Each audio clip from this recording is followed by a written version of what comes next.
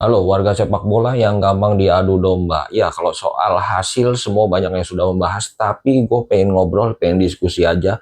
Kenapa sih sebetulnya tim nasional Indonesia bisa kalah? Padahal secara permain kemarin kita menguasai, secara ball position kita jauh di atas Australia, secara market value kita juga jauh di atas Australia. Tapi kenapa hasil akhirnya 5-1? Gue yakin semua shock dengan hasil akhir ini. Ya mungkin kalau memang kita harus kalah, ya kalah-kalah tipis lah. Nggak mungkin kalah sampai dengan jarak sebesar ini. 4 gol. Ya kalau menurut gue yang pertama adalah, ya backnya, karena ada beberapa back yang sudah mengantongi kartu kuning, jadi pemain belakang ini semuanya hati-hati karena takut nanti di saat lawan Bahrain nggak bisa main. Karena biar bagaimanapun penentuan itu dilawan Bahrain. Ya Australia ini sudah hitung-hitungan lah. Kalau nggak dapat 1 poin ya kita kalah. Tapi memang kita kan punya harapan lebih. Dan ternyata ya kalah beneran. Nah, karena pemain belakang mendapatkan kartu, sudah mengantongi 1 kartu kuning, kalau kemarin main agak keras atau kasar sedikit, dapat kartu lagi, pertandingan selanjutnya nggak main. Bahkan terkesan aneh, Indonesia kemarin main terlalu soft. Nah, yang kedua, memang pemain kita terlalu percaya diri banget. Di awal babak pertama dimulai, wah gebrakannya luar biasa. Sama kayak waktu itu lawan Jepang, kita langsung menggebrak. Tapi ya lagi-lagi tidak menjadi gol. Dan akhirnya kita harus kebobolan lewat titik penalti. Kemudian disusul dengan gol cepat lagi. Disitulah mentalnya drop. Kalau secara skill, secara permainan, secara skill pemain, sudah jelas. Kita sanggup dan layak.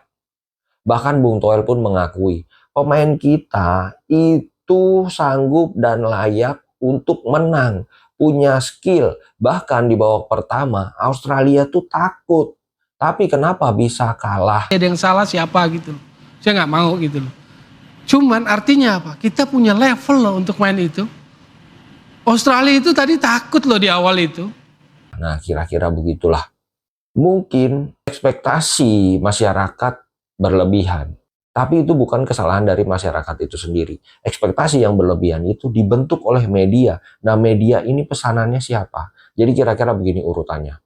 Jadi waktu itu kan heboh pergantian pelatih dari Sintayong kemudian ke Clifford. Ini isu yang berkembang di masyarakat rame banget nih. Masyarakat masih nggak rela dengan Sintayong dipecat. Kemudian masuklah Patrick Clifford dan mendapatkan penolakan. Nah, mungkin dari pihak-pihak terkait bagaimana nih supaya masyarakat redam. Akhirnya media membahas semua yang memberitakan tentang pelatih baru dan timnya ini secara berlebihan.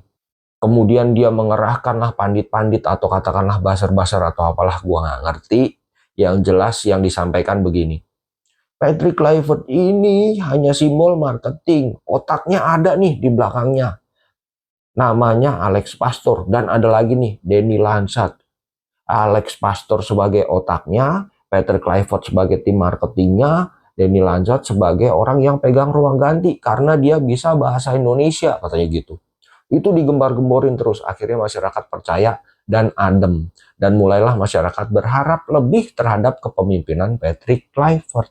Itu baru pertama. Belum lagi ketika datang Vandenberg. Wah, dihebohin lagi. Vandenberg adalah seseorang yang bekerja di Ajax dan dia pernah begini begitu. Wah, semuanya kayaknya hebat.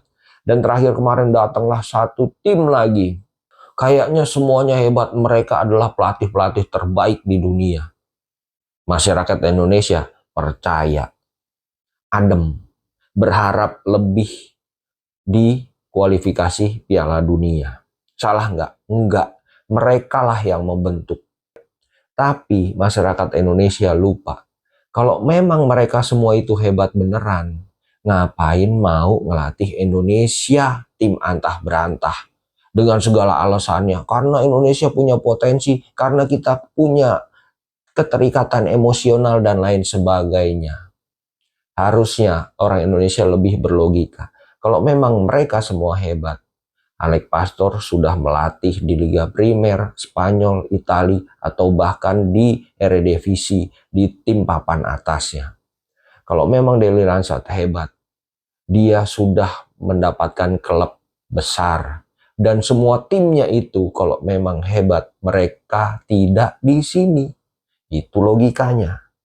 Nah, tapi kan semuanya harus sebanding lurus, segaris lurus dengan budget yang kita miliki. Kita juga harus tahu diri. Kalau kita dapat tim kepelatihan yang sekarang ini, ya nggak masalah. Gua tidak bermaksud mengecilkan mereka, tapi yang gua mau sampaikan di sini adalah media terlalu berlebihan. Itu.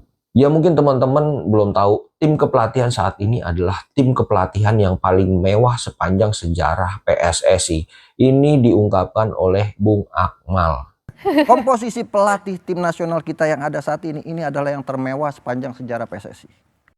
Penyambutannya mewah, lebay, konferensi pers mewah, wah luar biasa. Pokoknya di saat itu lebay banget. Tapi hasilnya ya 5-1. Jadi 3 orang, Patrick Kluivert, Deli Ransat, Alex Pastoor gitu ya.